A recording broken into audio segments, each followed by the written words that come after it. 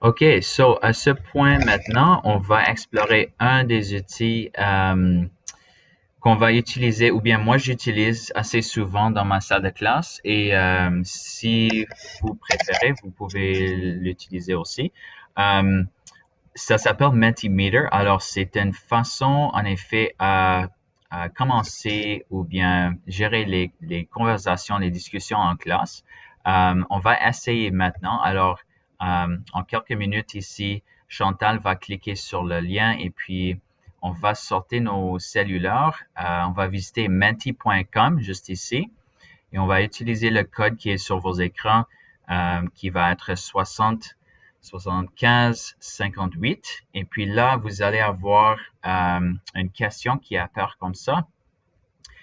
Et en effet, ça vous donne l'opportunité à faire un nouage de mots ou bien tu peux changer en effet ce que tu veux faire avec, mais je vais vous donner un petit coup d'œil maintenant sur l'application et comment ça peut être utilisé. Alors, si on clique sur le type ici, vous avez toutes ces options-là. Alors, je peux faire choix multiples.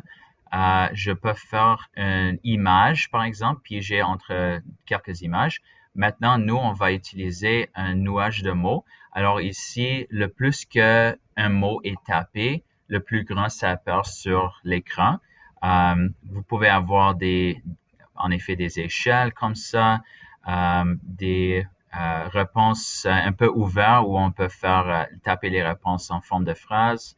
Alors, il y a toutes sortes de choses que tu peux piger pour vos questions. Et puis, pendant que les élèves tapent leurs réponses dans leur cellulaire, on ramasse ou on collectionne ici en avant sur l'écran tous les réponses qu'on a dans la classe. Et puis, c'est une bonne façon aussi, spécialement pour les élèves qui sont peut-être un peu timides ou bien qui normalement sont pas très engagés oralement.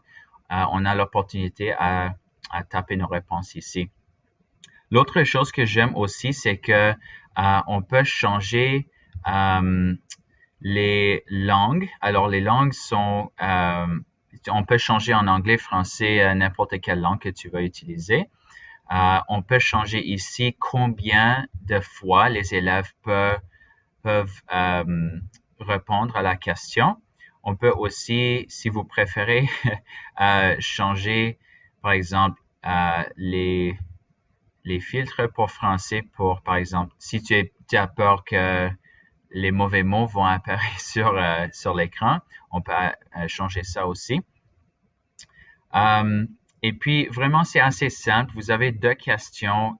Tu dois payer pour la version la version payée, vous pouvez additionner plus, mais pour maintenant, la version gratuite, on peut avoir un maximum de deux questions. Mais quand même, pour commencer ou amorcer une discussion dans la salle de classe, c'est une bonne façon à faire.